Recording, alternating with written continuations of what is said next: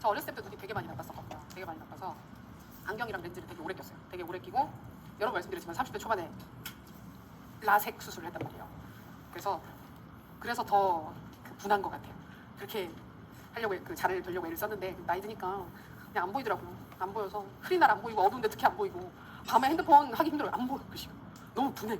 그래서 잘 보이실 때 이것저것 좋은 거 많이 보시고 먹는 것도 되게 속상한 게 안 먹는 건 아닌데 어렸을 때 되게 맛있고 좋아했던 것들이 자꾸 맛이 없어요.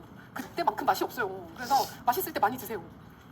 지금은 다 좋아하는 게 맛인데 이 맛이 아닌데 분합니다.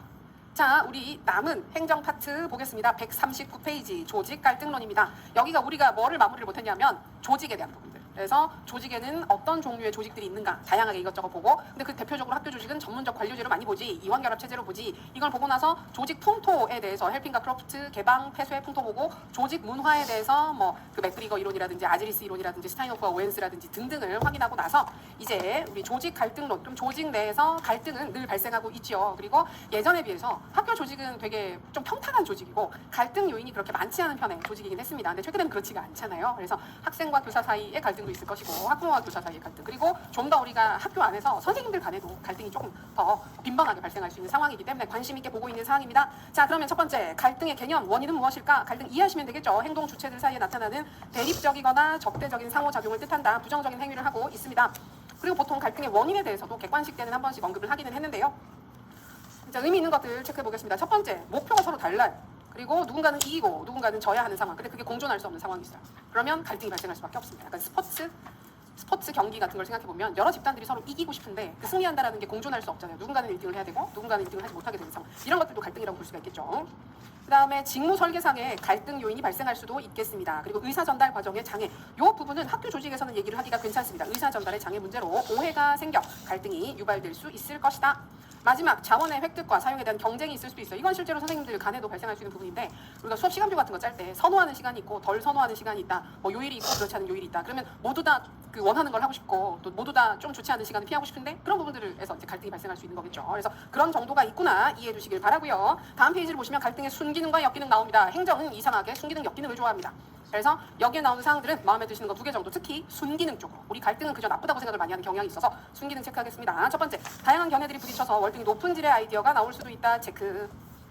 두 번째, 조직에 문제가 있는 곳을 찾아서 보여줄 수 있습니다. 갈등이 발생하고 갈등이 자주 발생하는 곳은 무엇인가? 조직 구조상의 문제가 있을 가능성이 있으니까요. 그다음에 새로운 화합의 계기가 되기도 합니다. 좋은 얘기입니다. 그래서 나머지도 비슷하기 때문에 마음에 드시는 거 2개 정도, 첫 번째 거는 얘기를 해주시는 게 괜찮을 것 같고요. 갈등의 역기능은 상식적으로 우리가 파악할 수 있습니다. 갈등이 너무 심하면 조직이 해체될 수도 있고요. 세 번째, 개인 간의 오랜 갈등은 정서, 신체적으로 해롭습니다. 그리고 그 다음 거, 시간과 자원을 너무 많이 허비라기보다는 사용을 하게 됩니다. 갈등이 없으면 쓰지 않아도 되는 시간과 비용이 발생하게 되니까. 그 정도. 자, 그 다음에 갈등 관리 전략. 갈등 쪽에서는 갈등 관리 전략을 조금 관심 있게 봅니다. 기본 전략은 읽어보시면 큰 이슈 없고요. 우리는 보통 토머스의 갈등 관리라는 모형을 좀 살펴보게 되는데, 어떤 식으로 구성되어 있는지 이해하시고 필요한 부분들을 체크하겠습니다. 자, 기억을 보시면 협동성을 X축으로 한다.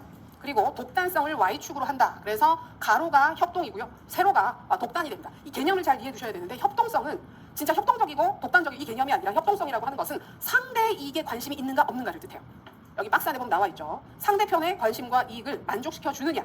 협동성이 높다라고 하게 되면 오른쪽으로 갈수록 협동성이 높은 거고, 왼쪽으로 갈수록 낮은 거. 독단성 역시 위로 가면 높고 아래로 가면 낮은 거라고 볼 수 있거든요. 그래서 협동성이 높으면 지금 갈등 당사자가 2명이 있어요. 2명이 있는데 상대의 이익을 충족시켜 주고 싶은 거예요. 갈등 상황이지만 쟤도 원하는 걸 얻었으면 좋겠어. 근데 협동성이 낮다, 비협동적이다, 쟤는 원하는 걸 갖지 말았으면 좋겠어. 그다음에 독단성이라고 하는 건 나의 이익에 관심이 있는 거예요. 그래서 독단성이 높다, 그럼 내가 원하는 걸 나는 갖고 싶어.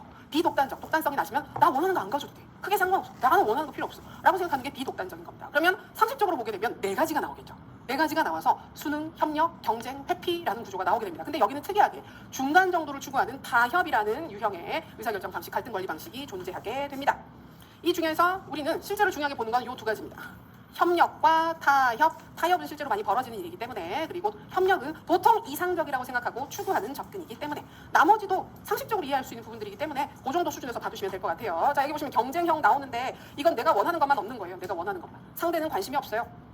근데 보시면 적절한 상황이 나옵니다. 이게 아주 중요한데 신속한 결정이 필요한 긴급한 상황이다라고 하면 내가 어떤 문제 사안 자체가 굉장히 중요하고 빨리 결정을 해야 되는데 내가 생각하는 판단이 옳다라고 확신이 들게 되면 상대를 무시하고 내가 생각한 대로 일을 빨리 결정하는 게 효과적이다라고 얘기를 하는 거예요.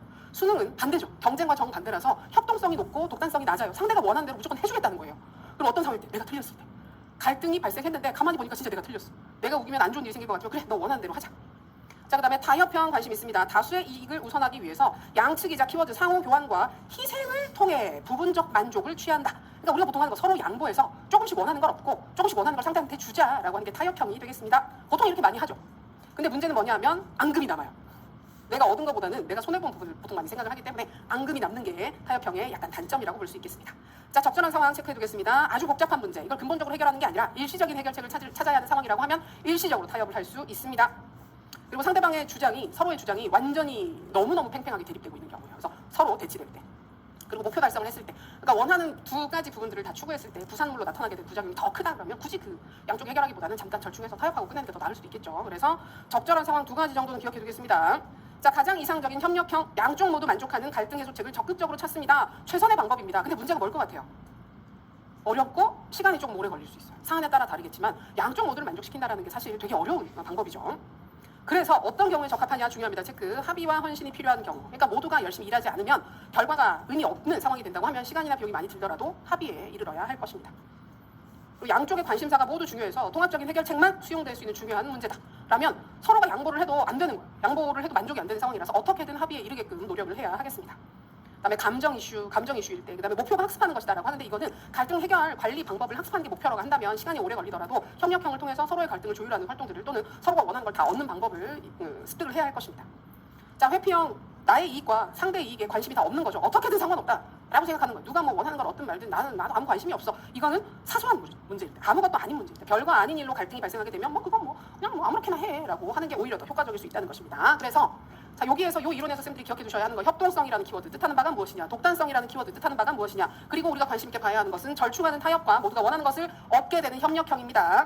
자, 그리고 갈등 관리 이론에 쌤들이 답 쓰실 때 주의하셔야 되는 부분이 구성원 전체를 얘기하는 게 아니고 갈등 당사자들의 얘기를 하는 겁니다. 그 갈등 당사자가 모두 만족을 한다 또는 서로가 양보를 했다 이런 식으로 갈등 당사자라는 키워드를 잘 써주시면 좋겠고, 로임의 개인 간 갈등 관리 전략은 토머스 거랑 비슷합니다. 비슷한데 다른 관점으로 보여주는 거라서 이런 게 있구나 정도. 나머지 부분들 역시 편하게 보셔도 되는데 5번에 나와 있는 것들이 주요 갈등 해소 전략이라고 해서 특정 이론에 근거를 하지 않고 보통 갈등이 발생했을 때 해결하는 여러 가지 방법들입니다. 내용이 어렵지 않기 때문에 쌤들은 마음에 드시는 거 위주로 한두 가지만 체크해서 편하게 이해해 두셔도 좋을 것 같습니다. 자, 그 다음에 학습 조직으로서의 학교 들어갑니다. 우리가 학교 조직론 이야기를 할 때 학습 조직이 중요하다. 2015학년도 시험에 한번 출제됐다. 10년 넘었죠. 재출제 가능성이 어느 정도 있는 파트입니다.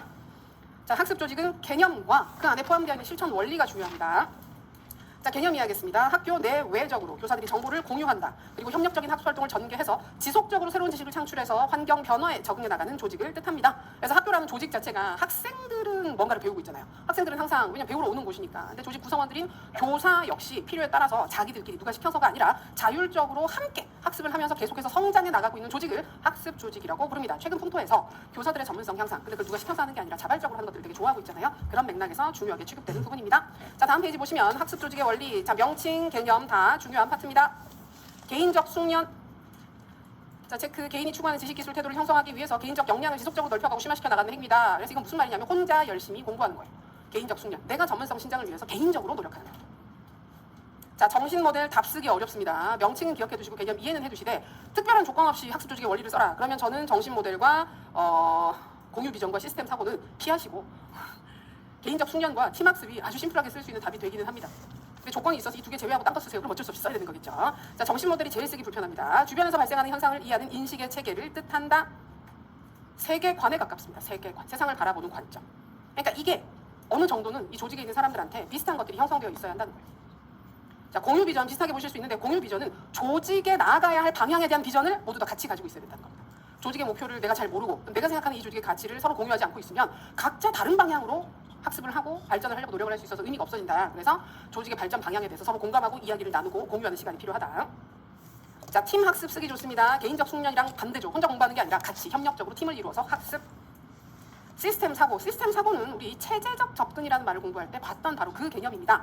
조직에서 일어나는 여러 사건들을 부분적으로 이해하고 해결하지 말고, 자, A라는 부분에 문제가 생겼어요. 그럼 A만 고치는 게 그 기존에 부분적인 접근이거든요. 근데 A라는 부분이 조직에서 완전히 동떨어지는 게 아니고 A랑 B랑 C랑 D랑 다 연결되어 있잖아요. 그러면 A에 문제가 생기게 되면 A만 문제가 아니고 A랑 관련되는 다른 조직의 어떤 부분들은 문제가 있어서 이런 결과가 발생한 건 아닌지 이런 체제적인 관점에서 구성 요소들의 상호작용 부분에도 관심을 가지고 접근을 하라는 것이 시스템 사고입니다. 그래서 부분적으로 이해하지 말고 전체적으로 인지하고 전체적 인지, 그다음에 이 전체에 포함된 부분들 사이에 순환적 인과관계 서로 왔다 갔다 하면서 상호작용하는 거 역동적인 관계로 이해하고 사고하는 접근 방식을 뜻합니다. 그래서 학교 조직에 어떤 문제가 생기면 우리 학교 학생들의 성취도가 이상하게 떨어지고 있어 라고 하면 보통 뭐를 원인으로 생각합니까? 선생님들이 잘못 가르쳤나 봐.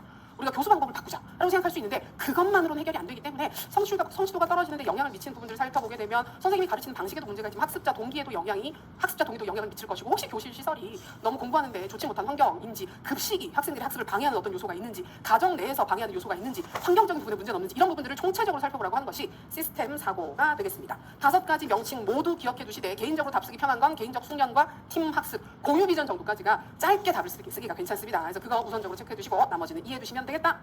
그리고 전문적 학습 공동체, 이거는 답으로 나온 적이 있는데 학습 조직과 전문적 학습 공동체는 유사 개념입니다. 근데 학습 조직은 원래 피터 생게라고 하는 경영학자가 조직 경영을 위해서 만들어낸 개념이거든요. 그게 학교로 들어오면서 우리 학교는 똑같이 학습 조직이라고 쓰지 말고 좀 더 멋진 일을 만들어 볼까? 라고 해서 나온 개념이 전문적 학습 공동체. 최근에는 뭐 자율적 교사 학습 공동체 뭐 이런 식으로 다양하게 부르고 있죠. 그래서 학교 조직 내에서 집단적으로 이루어지는 활동, 학습 활동을 전문적 학습 공동체라고 한다, 전학공이라고 한다. 많이 들어보셨으니 이해하시면 되겠습니다. 힘내시고요. 날씨가 흐리멍덩하니까 좀 피곤하시죠? 아닌가요? 힘을 내세요. 자, 145페이지 교육행정의 실제 부분 보겠습니다. 여기는 이런저런 내용들이 다양하게 들어가 있는데 이 중에서 제일 중요한 건 역시 장학 부분이 가장 큰 의미를 가지게 되겠죠. 자, 넘어가자는 얘기는 아니었습니다. 그렇게까지 갑자기 넘어가진 않아요. 145페이지 교육제도 학교제도는 읽어보시면 무리 없습니다. 넘어가고요. 우리는 146페이지 보시면 학제 유형, 곡선형, 단선형, 분기형이라고 하는데 우리나라는 단선형으로 보통 얘기를 합니다. 일부분은 분기형이긴 한데 그냥 그런 식으로 계통이 하나다. 단 하나의 계열로 이루어져 있다. 보통 교육이 이루어진 학교. 그래서 그 정도 이해해 두시면 되겠고요. 147페이지 교육기획은 17학년도 논술에 나왔던 기출입니다. 근데 웃긴 게 교육기획이 뭔지 개념쓰라는 문제가 나왔어요.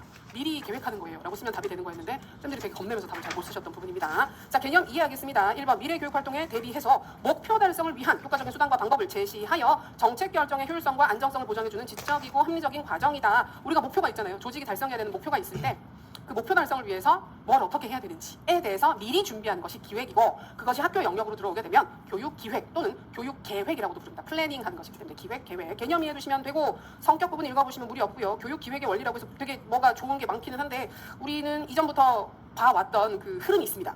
그래서 외우기 좋은 걸 딱 찍어서 2개만 말씀드리면 타당성이랑 민주성이죠. 타당성 나오면 뭐가 항상 들어가요? 목표. 교육기획을 할 때 목표 달성을 할 수 있게끔 기획을 해야 된다. 민주성은 뭐예요? 참여하자. 혼자 하는 게 아니고 참여해서 같이 결정하는 게 효율적이다. 이 정도만 기억해 두셔도 무리는 없을 것 같다. 나머지 1번은 보자. 넘어갑니다.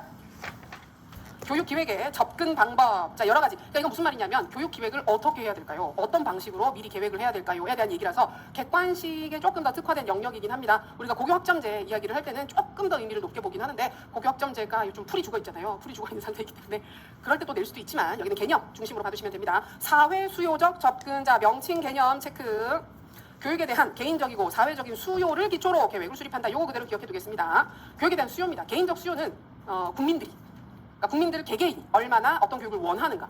그 다음에 사회적 수요는 이 국민들이 모여서 이룬 사회 전체의 분위기가 어떠한가. 그러니까 그러니까 실제 사례를 예로 들자면 대학에 진학하고 싶어하는 개개인들의 욕구가 큰가를 보고 진짜 사회적인 분위기 자체가 전체 분위기 자체가 대학을 꼭 가야지 이런 분위기가 형성되어 있으면 개인적 사회적 수요를 기초로 그 대학을 늘려주는 거예요. 대학에 가고 싶어하는 국민들보다 수가 대단히 적어서 입시가 과열되고 있다라고 하면 학교를 더 많이 지어주고 정원을 늘려준다. 이런 것들이 사회 수요적 접근이라고 보시면 되겠습니다. 개념 체크. 자, 2번째 인력 수요 접근. 자, 이거는 사회 수요랑 헷갈릴 수 있는데요. 경제 성장을 뒷받침하는 인력 수요를 예측하고 그에 기초해서 인력 수요를 충족시킬 수 있게끔 공급을 조절해 나가는 방법을 뜻한다. 자, 이거는 개인이나 그 사회 전체 분위기가 원하는 게 아니고 실제로 어떤 분야에 어떤 인력이 몇 년도가 되면 몇 명이 필요한데 우리 교육이 그 인력을 지금 양성해내고 있는가를 확인을 해서 부족한 부분이 있으면 인력을 더 늘리고 그런 인력이 될 수 있는 교육을 늘리고 만약에 넘친다 그러면 그 교육 과정을 줄이는 거예요. 그럼 교육의 그 입학 정원을 줄여버리는 거예요. 그러니까 우리 같은 경우에도 지금 인구수가 줄어들고 있는 상황이면 교사들이 실제로 몇 년 후가 지나면 좀 적게 필요합니다라고 하면 서문대 입시 정원을 줄이는 거예요. 예를 들어서 이런 식으로 하는 게 그 인력 수요 접근법이라고 보시면 되겠습니다. 사회가 필요로 하는 인재의 그 규모에 따라서 교육의 규모를 조절해 나가는 게 인력 수요 접근이 되겠습니다. 예, 그 정도 개념. 장단점은 개인적으로 전부 다 읽어보시면 크게 무리 없고 3번 수익률에 의한 접근, 투자 대비 성과가 얼마나 좋으냐를 가지고 교육 계획을 하는 것입니다. 별로 많이 얘기를 하진 않습니다. 자, 그리고 국제 비교에 의한 접근법, 우리나라랑 비슷하거나 우리나라보다 좀 더 잘 사는 나라에서 교육을 어떻게 하는지를 보고 그것을 따라서 하는 거예요. 그게 국제 비교에 의한 접근법. 예, 그 정도입니다. 다음 페이지 보시면 이러한 교육 기획이 어떤 점에서 효과가 있고 어떤 점에서 한계가 있느냐, 이건 혹시 모릅니다. 체크. 자, 효용성에서 첫 번째, 정책 수행 안정화의 기여. 두 번째, 효율성과 타당성을 높임. 비슷한 얘기지만 한정된 자원을 합리적으로 배분할 수 있게 해줌. 그죠? 가장 필요한 곳에 교육적 자원을 쓸 수 있기 때문에 이 정도 체크. 그러나 한계, 우리는 미래를 정확하게 예측할 수 없습니다. 그래서 미래 예측의 어려움, 의사결정에 있어서 정보와 자료의 부족, 이 정도를 봐두시면 됩니다. 교육 정책 부분 읽어보시면 이슈 없고, 그 다음에 교육 인사행정, 여기가 어려운 부분은 아닌데 한 번씩 나와요. 작년에도 여기서 출제가 됐어요. 작년 여기 출제가 돼서 보시면 교육 인사행정 개념은 학교 조직 내에서 교사들 어떤 식으로 인사 발령하느냐, 이거 물어보는 부분인데, 여기 현직 교육이라고 해서 그 교사를 하는 동안 어떤 교육을 받을 수 있느냐, 3번 보세요. 3번 직무연수. 작년 시험 답이 직무연수였죠. 별거 아니죠. 내가 하는 일과 관련해서 전문성 향상에 도움되는 교육이나 연수를 받고 있으면 직무연수가 되고, 자격 연수는 뭐겠습니까? 특정 자격을 취득하는 겁니다. 우리가 2급 정교사 자격증을 가지고 있는데 1급 정교사 자격증을 취득하기 위해서 연수를 받는다. 또는 교감 승진을 하기 위해서, 교장 승진을 하기 위해서 연수를 받는다. 그럼 그건 자격 연수가 되는 겁니다. 특별 연수, 다음 페이지. 전문 지식을 위해서 특별히 필요한 연수. 자율 연수 누가 시키지 않았는데 알아서 하는 거. 수석 교사제 읽어보시면 되겠고요. 우리 교원 역량 개발 지원 제도라고 해서 교원 능력 개발 평가를 폐지하고 교원 역량 개발 지원 제도로 명칭이 바뀌어서 새로 지원되고 있다고 합니다. 읽어보시길 바랍니다. 그러니까 이런 부분들은 왜 이런 식으로 사실 물어보는지 잘 모르겠긴 한데, 상식적으로 이거는 쓸 수 있지 않아? 라는 느낌으로 가끔 내시는 문제들이 있어요. 근데 그런 부분들은 정말 쌤들이 편하게 접근을 해야 돼요. 편하게 접근을 하면 답이 의외로 쉽게 떠오르고, 이걸 이론적으로 너무 강조하지 않아도 여러 번 보다 보면 좀 익숙해지는 부분들이 있기 때문에 행정은 참 애매합니다. 그런 부분들입니다. 이론 열심히 공부했는데 이론은 덜 나오고 가끔 상식적으로 물어보는 문제들이 나오기도 해서 좀 그렇기도 하죠. 그래서 이런 부분들 편하게 봐주시면 좋겠고, 153페이지 교육행정, 교육재정 부분, 그 예산이나 예산 집행과 관련된 부분을 뜻합니다. 넘어갑니다. 교육재정의 특성 읽어보시면 되겠고, 교육비 부분은 객관식 때 물어보는 영역이긴 한데 개인적으로 읽어보시면 큰 이슈 없다. 학교 회계제도는 이름을 기억해 두십시오. 학교 회계제도. 지금 현재 우리가 학교에서 학교들, 중학교, 고등학교 이런 학교들에서 시행하고 있는 제도가 학교 회계제도입니다. 보시면 1번, 재원별로 지정된 목적에 따라 제한적으로 편성 집행해 오던 과거의 학교 교육 예산을 총액으로 배분한다. 그러니까 예전에는 항목별로 그 행정기관에서 여기엔 요만큼 쓰세요, 여기에는 요만큼 쓰세요, 이런 식으로 쪼개서 지원되고 있었던 예산을 총액으로 주는 거예요. 학교 상황에 따라서 필요한 데 더 많이 쓰고 불필요한 부분을 굳이 낭비하지 말아라. 좋은 얘기들이죠. 총액으로 배분하고 교사와 같은 학교 구성원의 참여와 학교 운영위원회 심의를 통해서 자율적으로 우선순위를 정해 세출 예산을 편성 집행하는 제도다. 그래서 결국은 효율적인 예산 집행이 가능하기 때문에 학교 교육의 전체 질적 수준을 향상시키는 데 도움이 될 수 있습니다. 자, 박스 안에 보시면 객관식 때 그 후반부까지 출제된 경향이 있어서 확인은 하는데, 교육 재정의 원리, 재정을 확보하는 단계 지켜야 하는 거, 배분할 때, 그다음에 지출할 때, 평가할 때 4가지 절차로 나누어서 보고 있습니다.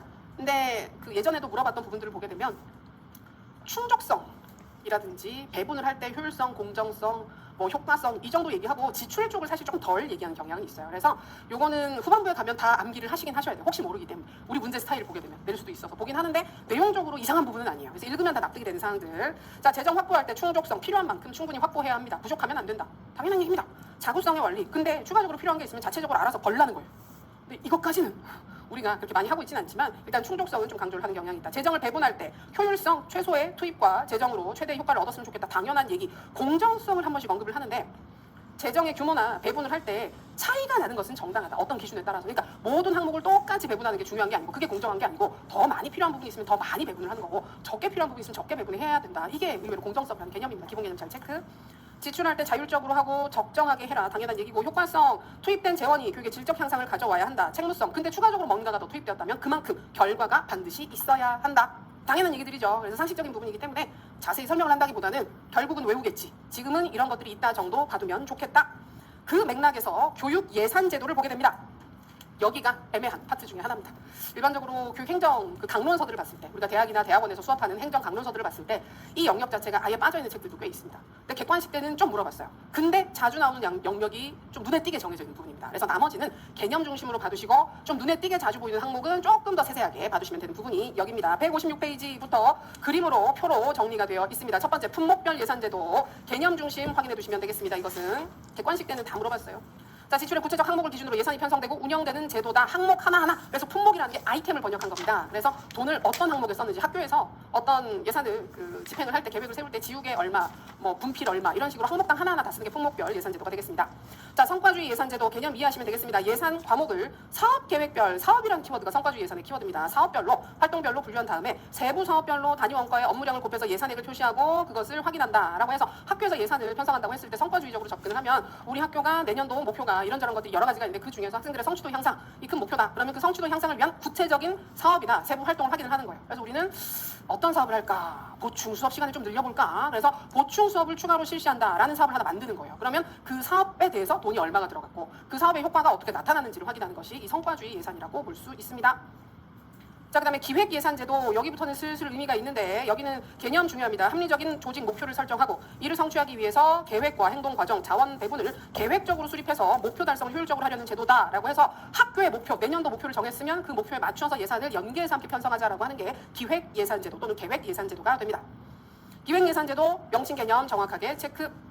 자, 오른쪽 페이지 보시면 퍼트, 과제관리기법이라는 개념이 나오는데 이거는 예산 편성보다는 조직 경영관리기법으로 더 많이 나오기는 해요. 근데 학교 상황에서는 크게 많이 나오진 않습니다. 그래서 이건 이런 게 있구나 정도 봐주시면 되겠는데 그 첫 번째 칸에 세 번째 동그라미 달성해야 될 목표, 이 목표를 달성하기 위해서 필요한 활동, 과업, 이들의 선행해서 이루어져야 할 여러 사항들을 논리적 순서와 관계로 배열을 하여 진행 과정을 시간, 단계, 비용 측면에서 직선적이고 병렬적인 선망 조직, 이게 네트워크 프레임워크 등을 통해서 플로우 차트라고 하는데 전체를 파악하는 계획도를 짜는 걸 뜻합니다. 그래서 우리가 목표라고 하는 게 성취도 향상이다라는 목표가 있으면 여기까지 다가가는 활동들에서 어떤 것들이 필요한지가 되게 많을 거예요. 그래서 처음에 이 활동이 필요한데 이걸 하기 위해서는 이런 부분들이 필요하고 여기 안에는 이런 세부 활동들이 들어가고 그 다음에 이 활동을 해야 되는데 이 활동에서는 뭐가 들어, 이런 식으로 그림을 하나하나 그려서 여기에 세부적인 활동 이걸 다 그려서 확인을 하는 거예요. 근데 이건 굉장히 복잡한 사업을 할 때 의미가 있습니다. 그러지 않으면 시간이 너무 많이 걸리고 오히려 이걸 짜는데 비용이 더 많이 유발이 되기 때문에 흔하게 쓰지는 않습니다. 그래서 플로우 차트를 통해서 모든 세부 활동들을 파악하게끔 해주는 것을 퍼트라고 하더라 이해해 주시면 되겠다. 자, 우리한테 가장 중요한 것은 영기준 예산제도입니다. 영기준 예산제도 나온다면 여기에 나오지 않을까? 자, 개념 쓸 수 있어야 한다. 전년도 사업을 인정하지 않고 학교 목표에 따라 새롭게 재평가하여 우선순위를 정하고 한정된 예산을 우선순위별 사업에 배분하여 결정하는 제도다. 그래서 이거 편성할 때 어떻게 하느냐면 학교 기본 계획서를 작성을 하고 그 사업서에 대해서 업무를 배정을 하고 거기에 대해서 전부 다 예산을 배정을 하게 됩니다. 그리고 특이한 게 뭐냐면 이 과정에 교사를 참여시켜요. 구성원들을 참여시켜서 같이 하는 거예요. 근데 기획예산제도하고 비슷하게 느껴진다라고 보실 수도 있는데 가장 큰 차이점이 뭐냐면 전년도 사업을 참고하지 않습니다. 그래서 없던 걸로 친다. 영기준, 제로 베이스로 시작하는 것이 영기준 예산제도입니다. 예를 들어서 우리가 작년에 수학여행을 갔는데 비용이 예를 들어서 한 2천만 원 정도 들었다. 그러면 올해 계획을 잡을 때 보통은 어떻게 잡느냐면 작년에 2천만 원이 들었으니까 물가 상승률을 고려를 하거나 학생들이 근데 좀 늘었어. 작년보다 우리가 인원의 규모가 좀 증가했고 물가가 올랐으니까 올해는 한 2,300, 400 정도를 잡아야 하겠네요. 이렇게 하는 게 기존의 정책 결정 방식인데 하지 않는다는 거예요. 그걸 하지 않고 그냥 새로 짜요. 전부 다. 이번에 새로 이 사업을 처음으로 하는 것처럼 사업을 짜게 되는 것이, 예산을 짜게 되는 것이 영기준 예산제도. 근데 그 과정에 교사를 참여시킨다. 자, 여기는 장단점 물어볼 수 있습니다. 장점 첫 번째, 제일 중요하다. 학교 경영 계획과 실행 예산을 일치시키기 때문에 학교 경영이 보다 합리적이고 효율적으로 이루어질 수 있습니다. 그다음에 두 번째, 교직원을 참여시킬 수 있습니다. 세 번째, 그래서 교직원들의 창의적인 아이디어를 반영할 수 있습니다. 그러나 단점, 교직원들이 예산 짜고 계획하는 전문가가 아닙니다. 그렇기 때문에 초반에 시행착오를 거칠 수 있습니다. 그리고 안 하던 일을 해야 된다는 부분에서 부담을 느낄 수도 있습니다. 그리고 세 번째 재밌는데 내가 중요하다고 생각했던 사업을 다른 사람들이 인정해주지 않아서 기각되는 경우들이 있잖아요. 그러면 협력을 하고 싶어 하지 않게 돼요. 그래서 다른 건 뭐 되거나 말거나 내가 좋다고 했던 건 하지도 않았으면서 이게 무슨 의미가 있어 라고 하면서 되게 비협조적인 풍토가 발생할 수도 있습니다. 그리고 매년 그러니까 반복적으로 하는 일들이 있잖아요. 그럼 예를 들어서 급식 같은 경우에는 올해도 했고 작년에도 했고 내년에도 할 거면 사실 비슷비슷하게 운영을 하면 되는 건데 이걸 매번 새로 하라는 거예요. 그러면 너무 업무 부담이 증가된다라는 비판점을 제시할 수 있겠습니다. 영기준 예산은 개념과 장단점 모두 중요합니다. 장단점 2개 정도씩, 지금 체크했던 것들 중에서 2개 정도씩은 꼭 암기를 해두시기 바랍니다. 자, 그 다음에 158페이지 예산 과정 크게 중요하지 않다. 그다음에 교육 자치론 개념 자체는 중요한데 여기는 물어봐도 가볍게 물어볼 수밖에 없습니다. 교육 자치제라고 하는 건 학교가 알아서 하는 거예요. 그러니까 예전에는 행정기관들이 다 관리, 감독, 간섭을 해서 이루어졌던 활동들을 단위학교 수준에서 알아서 하게끔 하는 것이 교육 자치제다. 이해하시면 무리가 없을 것 같고요. 우리는 여기에서 바로 넘겨서 160페이지 학교 자율 경영의 구체적인 사례로 학교 운영위원회 많이 들어보셨죠? 여기 2024학년도 시험에 나왔는데 뭐 물어봤느냐 하면 4번, 동그라미 4번에 있는 학교 운영위원회 구성은 누굽니까? 학부모위원, 교원위원, 지역위원. 요 세 가지 다 쓰면 1점 주는 문제가 한번 출제된 적이 있었습니다. 그래서 계속 말씀드리는 게 이상하게 짜잘짜잘한 걸 물어본다. 자꾸 암기인 줄을 물어보면서 나머지 부분은 이상하게 대범하게 물어본다. 그래서 거의 모든 게 답이 될 수 있는 부분들도 물어보면서 아주 정확하게 암기 인출을 요구하는 부분들도 있다. 그래서 미치겠다. 어떤 장단에 우리가 맞춰야 할지 모르겠다. 그래서 다 보게 되는 부분인데 학운위는 개념이 제일 중요합니다. 1번 개념. 학생과 학부모, 지역사회 요구를, 그러니까 수요자들의 요구죠. 수요자들. 학교 교육에 적극 반영해서 학교 운영에 대한 정책 결정에 민주성, 합리성, 투명성을 제고 높인다. 그래서 학교의 자율성과 책무성을 강화하는 제도입니다. 수요자들의 요구에 맞는 교육을 실천하기 위한 접근이 학교운영위원회가 된다. 이게 얼마나 실효성이 있는지에 대해서는 사실 의견이 분분할 수 있긴 한데 이런 제도가 아예 없는 거하고는 좀 차이가 있죠. 그래서 교사나 학부모나 지역사회, 그 학교가 위치한 지역에 위치한 사람들이 함께 참여를 해서 우리는 학교가 이러기를 바란다. 이런 문제가 있는 건 개선을 해줬으면 좋겠다. 이런 수요자들의 요구를 적극 반영할 수 있는 자치적인 운영 개념이 그걸 도와주는 정책이 학교운영위원회가 되겠습니다. 구성위원은 시험에 나왔으니까 가볍게 한번 봐두시면 되겠습니다. 다음 페이지. 교육적 의의 부분 나오죠? 체크해두겠습니다. 6번 교육적 의의, 의사결정 과정의 민주화 체크. 다 좋아요. 네 가지 다 좋아요. 운영 주체들이 책무성을 느끼게 됩니다. 그리고 효율적이고 전문적인 경영이 가능해지게 되고요. 수요자 중심의 교육을 실천할 수 있습니다. 하고 싶은, 그러니까 교육자들이 하고 싶은 교육보다는 수요자들이 원하는 교육을 실천할 수 있다는 점에서 큰 의미가 있더라. 그리고 학부모의 교육 참여는 1, 2월 달에는 읽어보시면 무리가 없고요. 이건 되게 일반적인 사항이라서 우린 바로 164페이지. 근데 학부모 참여 쪽은 얘기가 많잖아요. 1차보다는 2차 문제입니다. 2차 문제라서 여기에 나와 있는 참여의 유의점, 참여 유도 방안은 2차 대비해서 개인적으로 읽어보시면 완전 무리 없는 사항이 됩니다. 학교 개선을 위한 노력 역시 읽어보시면 무리가 없고, 이 중에서 선생님들이 명칭 개념 체크는 2번에 나와 있는 학교 개선을 위한 노력 부분에서 괄호 2번 단위 학교 책임 경영제, 단위 학교 자율 경영이라고 하는 그 SBM 요 명칭은 체크. 그러니까 이게 처음에 등장했을 때는 완전 새로운 개념인 것처럼 얘기들을 많이 했는데 지금은 그냥 다 익숙해져서 당연한 거 아니야? 학교가 다 다른데 어떻게 똑같이 경영을 하겠어? 학교별로 다른 경영을 해야지. 그게 SBM입니다. 교육행정기관이 원래 가지고 있었던 학사 운영, 재정, 인사상의 권한을 단위학교 운영 주체에게 위임해서 교육과정과 재정, 돈, 예산에 관련된 결정이 단위학교에서 이루어진다. 그리고 단위학교에 의해서 집행되게끔 자율 경영하고 그 결과를 책임지게끔 하는 것이 SBM 단위학교 책임 경영제다. 이해해 주시면 되겠습니다. 지금 학교는 다 이렇게 진행되고 있죠. 그래서 학교마다 방학 다 다르잖아요. 방학 시작할 때 다 다르고 계약은 다 비슷하게 하죠. 3월 2일 날 못했죠. 오늘은 못했고 내일 계약을 하게 되죠. 이런 식으로. 하지만 그런 세부 일정이나 시험 기간이라든지 진도 나가는 거라든지 교재 채택이라든지 교복 채택이라든지 이런 부분들 다 자율적으로 하게끔 해주는 것이 단위학교 책임 경영제다. 이해해 주시면 되겠습니다. 장학이 남았습니다. 장학이 남았는데 무리하게 급하게 하기보다는 여기에서 잠깐 쉬었다가 장학을 마무리하고 사회학을 들어가서 찝찝하시겠지만 그렇게 하도록 할게요. 잠깐 쉬었다가 보겠습니다.